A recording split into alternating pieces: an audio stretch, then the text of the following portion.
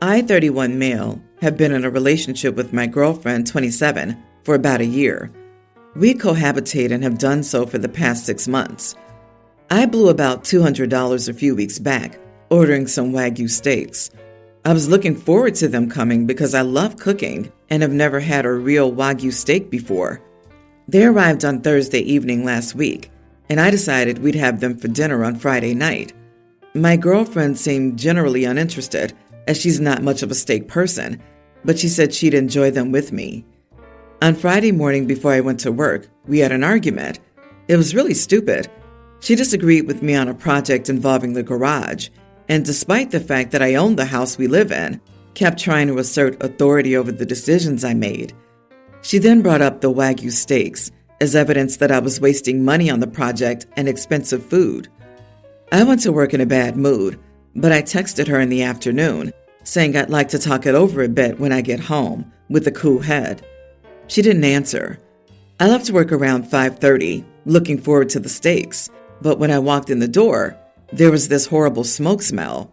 My girlfriend greeted, grabbed my hand, and led me to the table. She said, "Dinner is served." The steaks were pitch black, completely inedible. Eating them would have been a health hazard.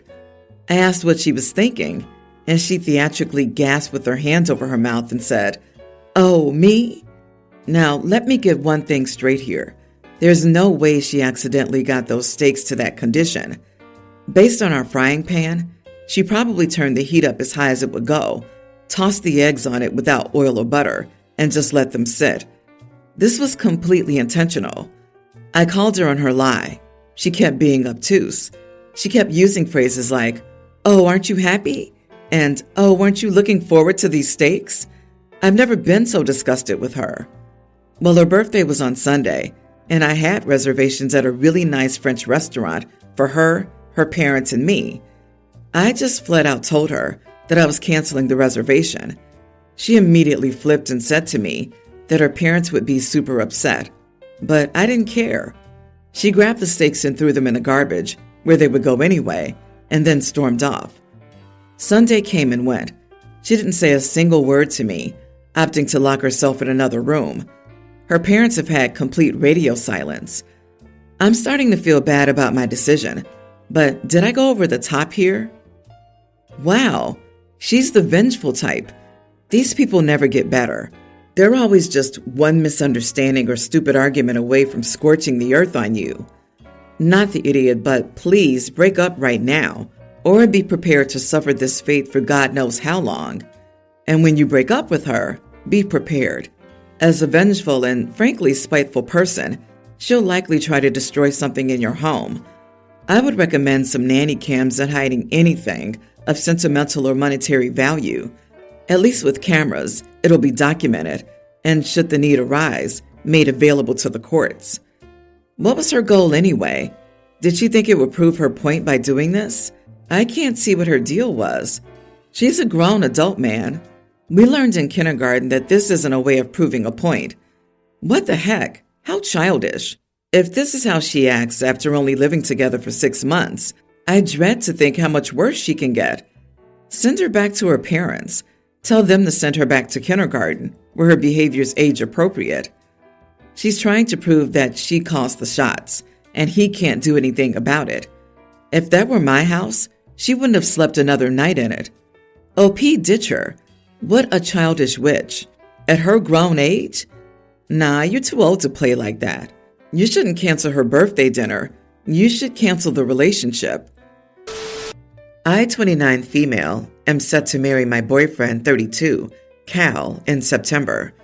We've been together a little over 5 years and engaged for about 9 months.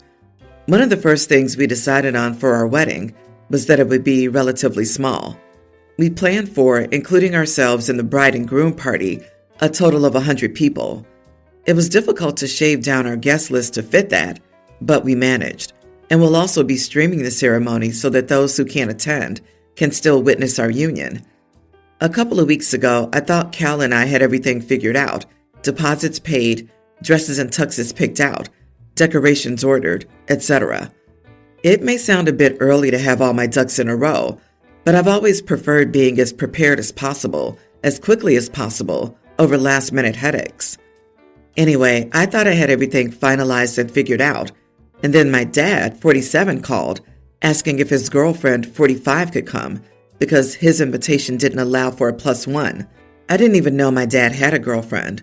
My mom passed late last year, and I had no idea my dad had even started dating again. I told him there was no room, as the guest list had been finalized and explicitly stated there would be no allowance for additional guests or +1s. Here's where I might have been the idiot. Dad asked if his girlfriend could use my mother's seat, and I got incredibly upset. My mother's seat is an extra chair that'll be decorated and left empty for my mother in her memory since she can't be here on my special day. Pretty much everyone who's going to my wedding knows about this chair. Again, I very firmly told him no, that his girlfriend was not invited, but she was welcome to watch the live stream. Dad told me I was rude and ungrateful and that he'd call me back later, then hung up.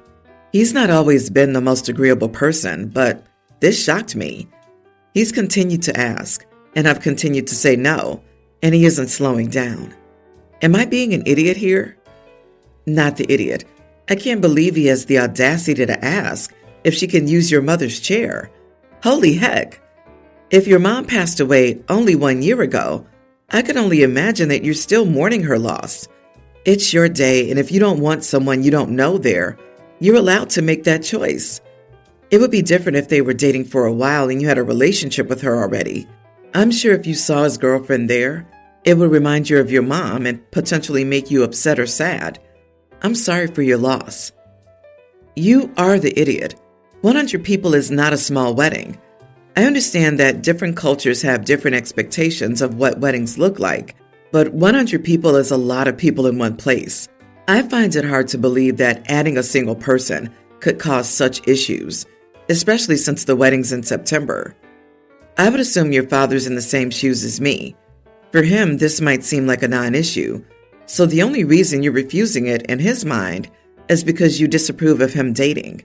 If you have issues with him dating and don't want his girlfriend at your wedding so soon after your mother passed away, then you should also be honest with him. Don't make an excuse for it. Wait, so it's only been about 5 months after her death, and he's already got a new girlfriend? One whom he thinks is serious enough to bring to your wedding and take on your late mom's honorary seat? That's beyond disrespectful. Seems like she's been around for longer than 5 months to me, especially with how he's discussing mom's chair. Sounds like he doesn't care about his late wife. It's kind of insane that your dad has moved on in less than 6 months and then asked you to give up your mother's seat. Honestly, I'm not sure how or if I would ever forgive that. You should change your plans and instead plan for 99 wedding guests. I'm so sorry for your loss. I hope you have an amazing wedding and future with your fiancé. My wife's younger sister, Beth, 26, is in recovery for alcoholism. She's currently living in a sober house after getting out of rehab. My wife wants Beth to move in with us after the sober house so that she has a support system. Beth and my wife feel like living with us would be good for her until she feels comfortable enough to live independently.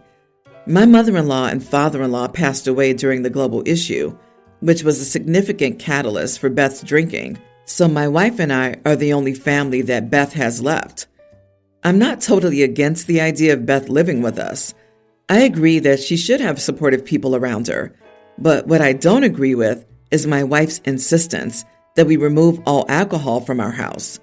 My wife isn't saying that we have to stop drinking to show solidarity with Beth, but we should remove all alcohol from the house, at least at first. I may have a drink 2 to 3 nights a week, but when we bought our house, it had an unfinished basement, which I turned into a bar and game room. It's pretty fully stocked, like stocked enough that we don't have room anywhere in the house to store all of it. Also, it's stocked enough that dumping all of it would be a huge waste of money. Drinking all of it would require multiple fraternities from the local college and multiple parties. I'd have to get a storage unit to keep it all, and it's not a feasible option. This has become a point of contention between my wife and me. I feel like we do have some options. Maybe Beth just never goes into the basement. I could put a new lock on the door and only I would have the key. My wife thinks I'm being unsupportive and that I care more about the bar and the alcohol than Beth's health and sobriety. I obviously care about Beth's health and want the best for her, but I put a lot of blood, sweat, and tears into that basement, and I spent a lot of money over the years stocking it to this point. My wife thinks that if I'm not willing to dump the alcohol, I should start asking friends if they want anything and give it away. I told my wife that if we need to have our house be 100% alcohol-free for Beth, then maybe she isn't ready to live with us, and maybe she never will be. None of the options I've suggested have been acceptable to my wife. To her, it has to be all the alcohol gone. She told me it would be temporary until Beth feels more comfortable, and we can all take baby steps toward having alcohol in the house again. I told my wife that I understand her desire and need to support her sister, but that I feel like she's taking this too far by trying to change how we live our lives to accommodate Beth. I want to be supportive of Beth too, but I also don't want to completely change how I live just because Beth is an alcoholic. My wife thinks I'm being an idiot and that if I can't get rid of the alcohol, maybe I have a problem too. Not the idiot. Your wife is asking for a lot of accommodations, but isn't willing to negotiate for your comfort in your home. I wonder why locking the basement door with a hidden key isn't considered acceptable, as it'll prevent access. If sister-in-law isn't serious about getting sober, nothing y'all do will stop her from drinking, and the wife needs to get a grip. At this point, the OP should probably lock up the room from his wife too. If she's this unreasonable, she may donate it or destroy it herself and use her sister to justify it. Man, keeping the room locked up is a decent compromise, but Beth is leaving a sober house, and your house isn't expected to be sober. Absolutely. Also, who determines how long Beth stays? You, your wife, or Beth?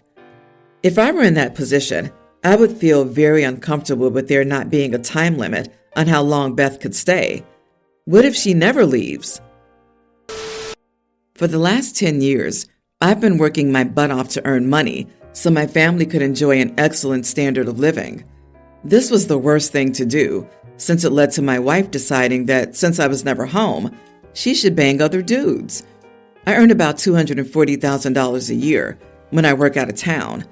Where I live, child support for 2 kids cost about $3,300 a month with that salary. Since my divorce, I went to 50-50 custody, and I work in town, so I only earn $100,000 yearly, so my child support is actually only $800 a month. My ex is going nuts because she isn't getting what she thought she would. My lawyer friend has tried explaining that child support is based on income, and since I'm not working crazy hours to make lots of money for vacations and a huge house I don't need, I don't earn as much. She's telling everyone what an idiot I am for cutting back on my work to deprive my kids. That's BS. I have my kids half the time, and since I can't be out of town, I earn less. My kids have everything they need. Am I the idiot? Edit. All the extra income was from overtime. I cannot be forced to work overtime. My ex is a teacher.